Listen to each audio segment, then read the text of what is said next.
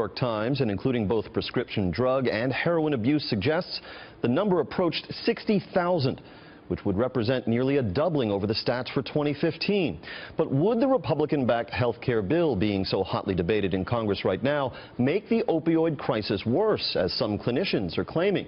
Here with his assessment is Dr. Michael Baden, leading forensic pathologist and Fox News contributor. Welcome to the set, and thanks for joining us. First question, will this health bill make the opioid crisis worse? Absolutely. We're in a real epidemic at the beginning. And if we don't do something in treatment and research in trying to diminish the amount of drugs that are being pushed on the public by the pharmaceutical companies and doctors who are not prescribing properly, it'll be a lot worse next year and the year after. 60,000 deaths are more than all the deaths in Afghanistan, Vietnam, and Iraq in the past years. Probably not. Actually, Vietnam was 58,000 deaths of American service members alone. But be that as it may, it's still a very serious crisis. I think we can agree. In fact, let's look at some of the grim statistics associated with this crisis. The number of opioid-related deaths in 2015, 33,000 plus. The average number of overdose deaths on any given day, 78.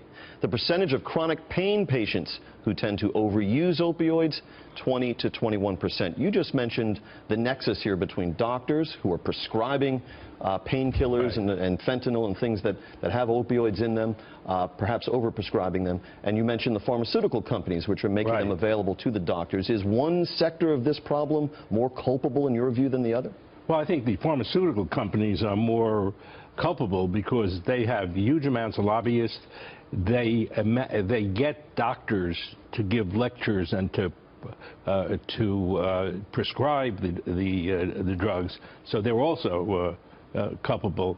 But we're in 1914, the Harrison Act made heroin and cocaine and opium illegal. There's never been this much of a epidemic in the 104 years as there is now, by far. And one of the reasons is that all of these new oral opiates that you can get, which weren't so available in the 1970s when we had a big heroin epidemic in New York, it was all by needle,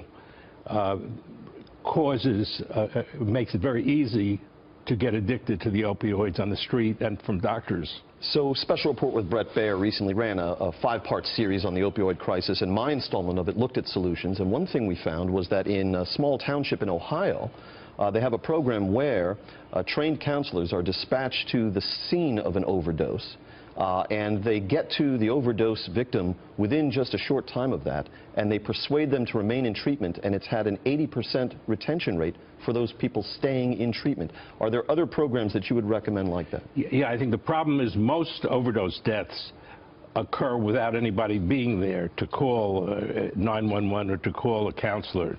So the ones that are still alive, I think naloxone, for example, can help prevent death if somebody's already overdosed. But in the whole time that it's been around, the number of deaths, the number of addicted people have increased. All right, Dr. Michael Baden, thank you. We should point out that the Trump administration maintains that this bill that's being debated in the Senate would not have an adverse impact on the opioid crisis.